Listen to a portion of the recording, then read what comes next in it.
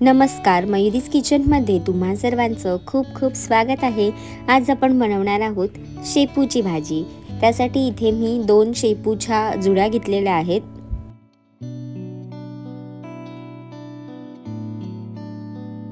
त्यानंतर इथे मी मुगाची डाळ असते ती इथे भिजत ठेवली 20 ते 25 मिनिटभर। इथे भिजली तर परफेक्ट भिजते डाळ, म्हणून 20 ते 25 मिनिट डाळ मी भिजवून घेतली। त्यानंतर हिरव्या मिरच्या आहेत आणि इथे लसणाच्या पाकळ्या मी ठेचलेल्या आहेत, साल काढून घेतलेली नाहीये, सालीसहित ठेचून घेतल्यात। आता मी आधी जी जुड्या आहेत शेपूच्या त्यांना स्वच्छ करून मी इथे आधी चिरून घेते।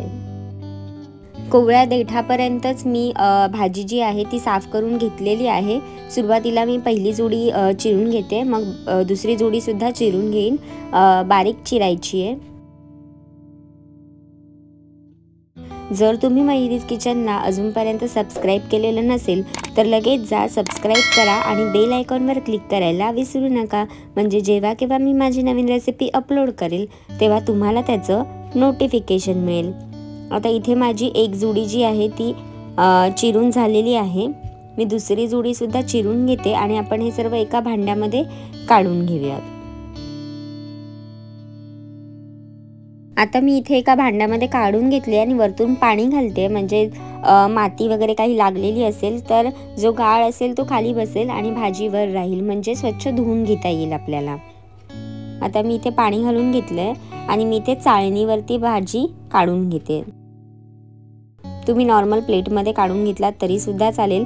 वरती जी भाजी आहे पाण्यावर तरंगते ती आपल्याला काढून घ्यायची आणि जो काही माती असेल, गाळ असेल तो पाण्यामध्ये खाली बसेल।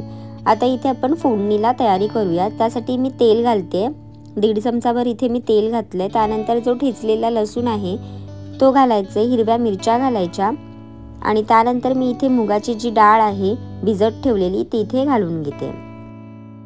लसणीचं जे प्रमाण आहे ते थोडंसं जास्त ठेवायचं, म्हणजे पाल्याच्या ज्या भाज्या असतात त्यांना सुंदर अशी चव येते। आता मी 2 मिनिटांसाठी हे परतून घेते। डाळ व्यवस्थित भिजली असेल तर फार वेळ लागणार नाही भाजी बनवायला। आता इथे जी आपण शेपूची भाजी काढून घेतली आहे पाण्यामधून ती इथे घालून घ्यायची। व्यवस्थित सर्व पाणी आपण पिळून घ्यायचं भाजीतलं आणि मग इथे भाजी घालून घ्यायची। आता आपण हे सर्व व्यवस्थित मिक्स करून घेणार आहोत।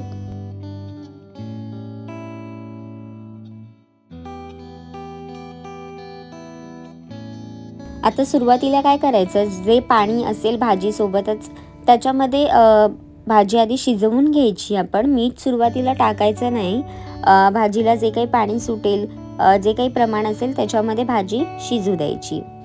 त्यानंतर तुम्ही पाहू शकता भाजी शिजल्यावरती आकसली गेली आहे। तर आता ह्या भाजीमध्ये थोडीशी भाजी शिजल्यानंतर कळून येते की आपली भाजी जी आहे ती शिजली आहे, म्हणजे पाणी सुटल्यानंतर थोडीशी भाजी शिजते। त्यानंतर आपण शेवटी मीठ टाकायचं आणि पुन्हा एक 5 मिनिटांसाठी भाजी शिजवून घ्यायची। मी आता इथे मीठ टाकते चवीनुसार, फार मीठ घालायचं नाही। भाजी मीठ घातल्याच्या नंतर सुद्धा शिजल्याच्या नंतर अजून कमी होते, त्यामुळे मिठाचं जे प्रमाण आहे ते आपण कमीच टाकायचं, म्हणजे भाजी व्यवस्थित होईल, नाही तर मग तुमची भाजी खारट होईल। आता तुम्ही पाहू शकता पुन्हा इथे पाणी सुटायला लागेल मिक्स केल्याच्या नंतर, आणि मग पुन्हा भाजीची जी क्वांटिटी आता दिसते त्याच्यापेक्षा थोडीशी कमी होईल।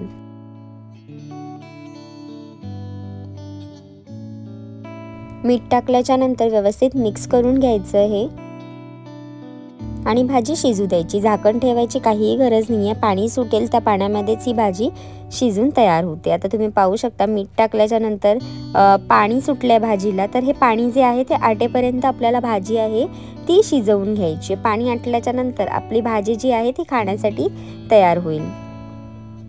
गॅसचा फ्लेम आता मी फास्ट ठेवणार आहे आणि ही भाजीतलं जे पाणी आहे ते आटू देणार आहे। आता मी तुम्हाला दाखवते 5 ते 10 मिनिटांनंतर जेव्हा पाणी आटेल तेव्हा तुम्ही पाहू शकता भाजीची जी क्वांटिटी आहे ती किती कमी झालेली आहे।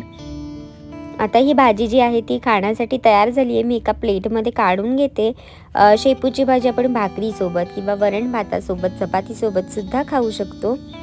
अप्रतिम असा तिचा सुगंधसुद्धा असतो आणि चवही तितकीच सुंदर असते. तर ही भाजी तुम्ही नक्की ट्राय करून पहा आणि तुम्हाला माझी रेसिपी आवडली असेल तर कमेंट करून नक्की सांगा. लाईक करा, शेअर करा आणि सबस्क्राईब करायला विसरू नका. शेपूची भाजी तुम्हीसुद्धा नक्की ट्राय करून पहा आणि निरोगी खा, निरोगी राहा.